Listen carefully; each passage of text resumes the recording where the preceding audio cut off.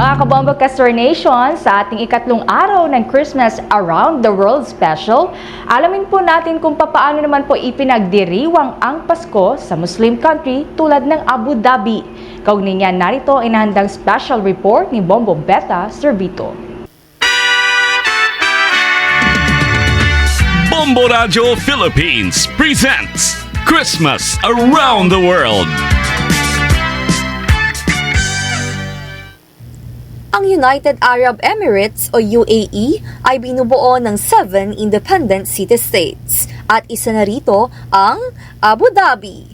Sa likod ng mga matatayog at modernong gusali, ang Pasko sa Abu Dhabi ay nasasaksihan ng malawak na disyerto nito. Ang Abu Dhabi ay pangalawa sa may pinakamalaking populasyon kasunod ng Dubai. Ang Abu Dhabi rin ang kabisera at pinakamalaking emirate sa UAE. Emirati o Dabiani ang tawag sa mga lokal dito. Ang opisyal na relihiyon ay Islam at ang opisyal na wikang ginagamit ay Arabic, habang ang Ingles ay karaniwan ding ginagamit. Kahit na Islam ang opisyal na relihiyon sa Abu Dhabi, ang Pasko ay buhay na buhay dito dahil sa libo-libong mga Katolikong Pinoy o kaya naman ay expats. Ayon kay Bombo International News Correspondent Eunice Bantilan, Pasko ang pinakamahalaga at pinakamalaking selebrasyon ng mga Katoliko rito. Abu Dhabi, UAE is a Muslim country, pero mas marami ang expats compared sa mga lokal. Dito kasi sa UAE, open sila eh. Religion is practice. Kahit anong relihiyon ka, open ka mag-practice ng iyong relihiyon, especially yung Catholics. As a matter of fact, marami mga simbahan dito, mostly for Catholics. Mas lalo na ang Christmas. This is the most celebrated event or occasion ng mga Katoliko. Ang Eid al-Etihad, na kilala rin bilang UAE National Day, ay tila isang mailaw at makulay na okasyon na ipinagdiriwang sa buong bansa.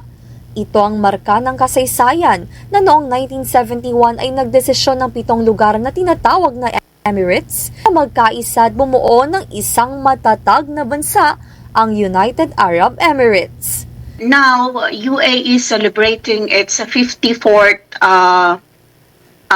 founding anniversary, yung National Day. Okay, that's the UAE National Day on its 54th. So, nag-start siya ng December 1 to 2. So, makikita mo sa mga kalsada roads and thoroughfares dito sa UAE. Marami na yan may mga ilaw na para sa National Day. Parang akala mo fiesta, akala mo Pasko. So, hindi na yan tinatanggal until New Year. Dito sa Abu Dhabi, ang tradisyon ng simbang gabi sa mga parokya tulad ng St. Joseph's Cathedral ay dinarayo ng mga turista, lalo na ng mga Katoliko. Umaabot sa mahigit 10,000 katao ang dumadalo gabi-gabi sa St. Joseph's Cathedral at kadalasan ay ginaganap ang misa sa mas maluwag na harap ng simbahan. Pagkatapos ng pagsisimba ay may mga mabibili naman na mga nakatatakam na pagkaing Pinoy. Merong malaking Christmas tree. Laging may malaking Christmas tree, lalo na sa may St. Joseph Cathedral. Nandyan karamihan ng nagsisimba ang mga Pilipino. May Christmas bazaar. Meron din doon. Pag katapos mo ng simba, labas ka, within the church compound, may mga pagkain.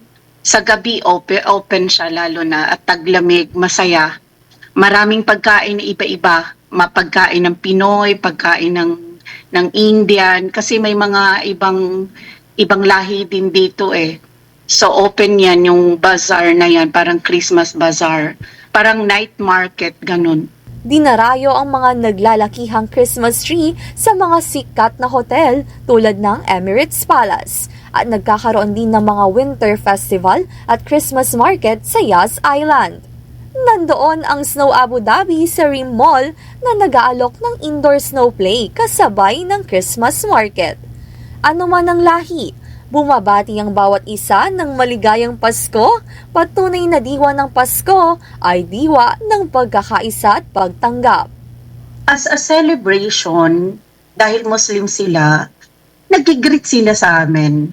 Yung way ng participation nila sa ngayon is, sa workplace, pinapayagan nila kaming mag-celebrate ng Pasko. Kunyari, naabutan kami ng celebration sa office at meron kaming kainan. Yan, we invite them to join us. Tapos, nag-ano naman din sila, kumakain. Tapos, nagsasabi sila ng Merry Christmas. Kasi for them, they understood na sagrado to eh. Ito yung okasyon talaga na ipinagdiriwang ng mga Kristiyano dahil kay Jesus Christ. So, magsimba, magpasalamat, tapos pumunta ng mall, kumain. Sa bawat simbang gabi na dinadaluhan natin, sa bawat pagkaing Pinoy na tinitikman natin, at sa bawat maligayang Pasko na sinasabi natin, lagi nating tandaan, walang distansyang makapipigil sa pagmamahal. Ang Pasko ay dala-dala natin man tayo mapunta, lalo na rito sa Abu Dhabi, UAE. Watch out for another edition of Christmas Around the World. Various celebration of Christmas by different countries. Only heard and seen at Bombo Radio Philippines.